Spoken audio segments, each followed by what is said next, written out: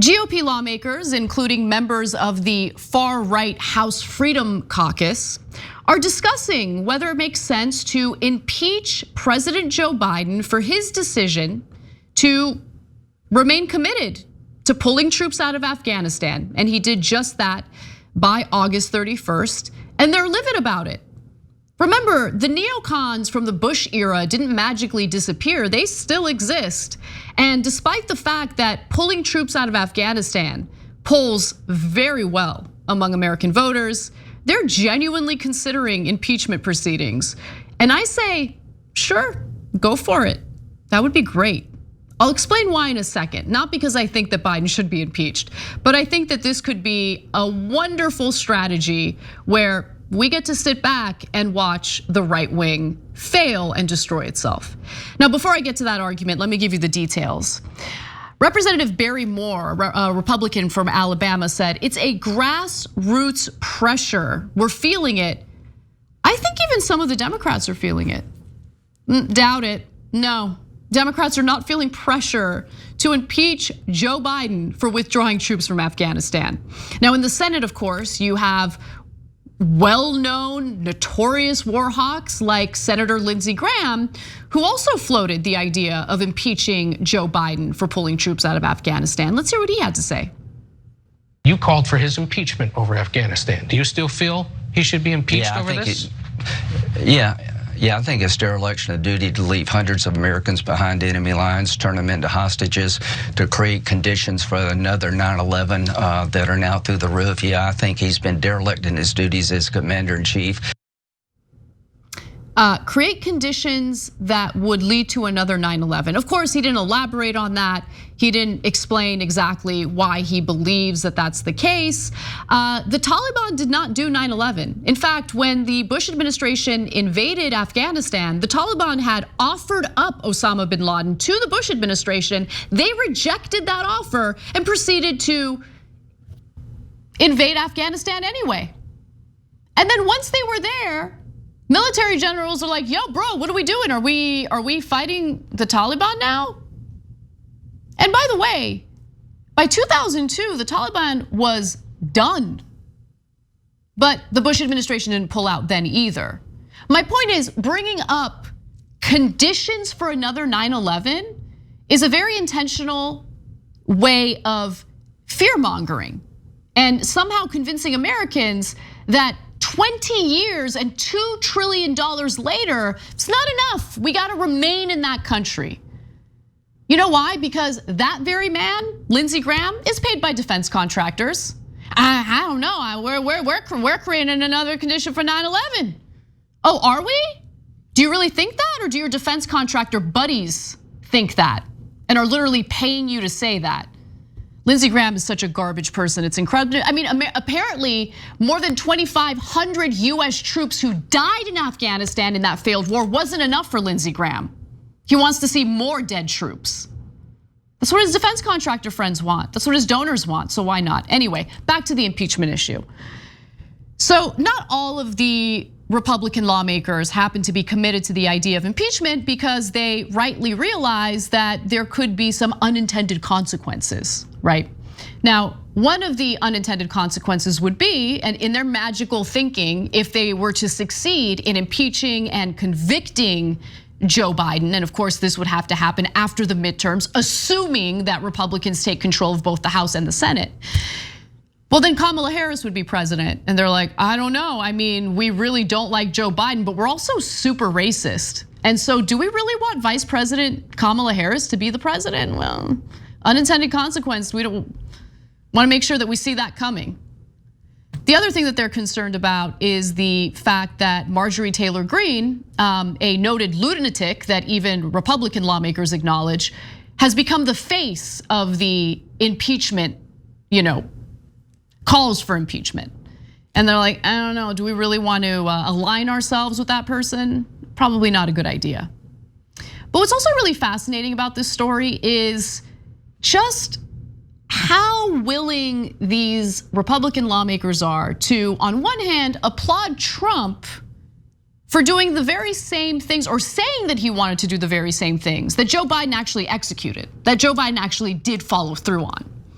So McCarthy, for instance, House Minority Leader Kevin McCarthy, who endorsed former President Donald Trump's calls to pull troops from Afghanistan, already has promised a day of reckoning that includes investigations and hearings on Biden's handling of the US pullout if Republicans win the majority. He's not done. There's more hypocrisy to go around here. McCarthy told reporters that the US should not negotiate or recognize the Taliban, even though the Trump administration's approach was, by the way, to negotiate with the Taliban, and he supported that.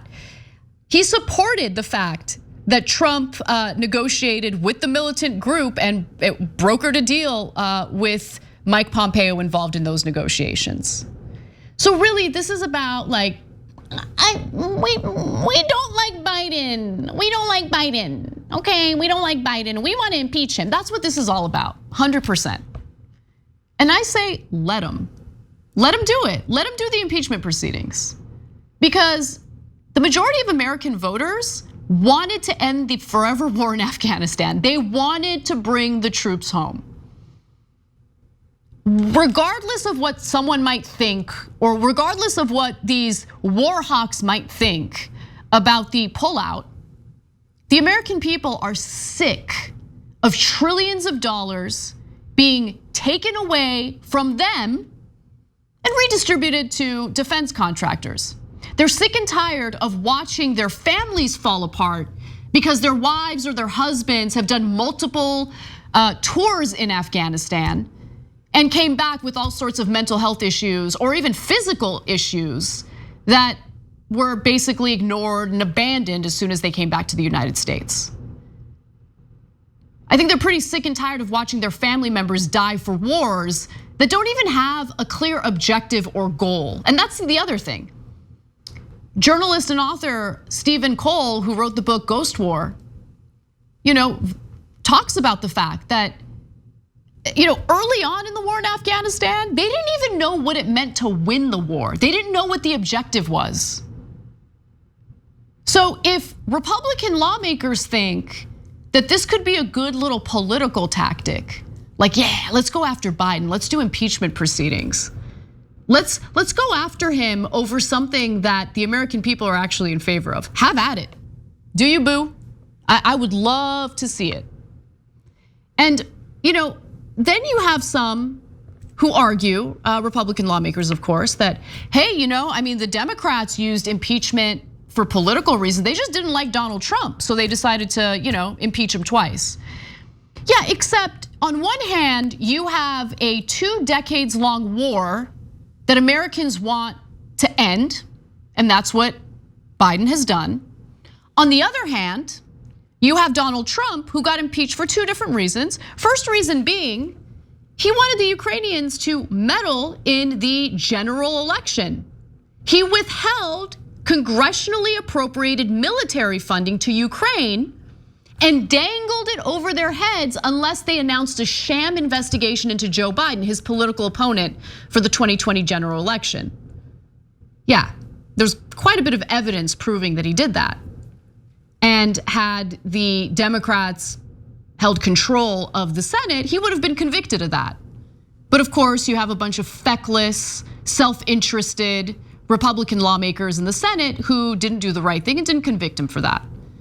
And by the way, the second impeachment was about the fact that he very clearly incited the riots that took place in our nation's capital.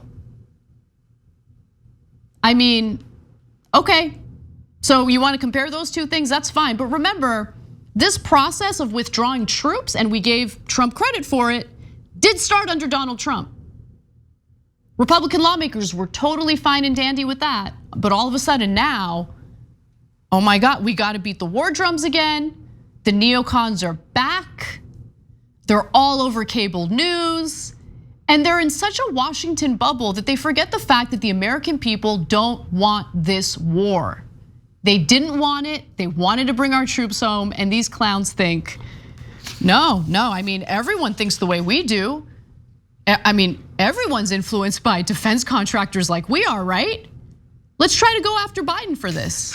Okay, do it. I'm looking forward to it. Thanks for watching The Young Turks. I really appreciate it. Another way to show support is through YouTube memberships. You'll get to interact with us more. There's live chat emojis, badges.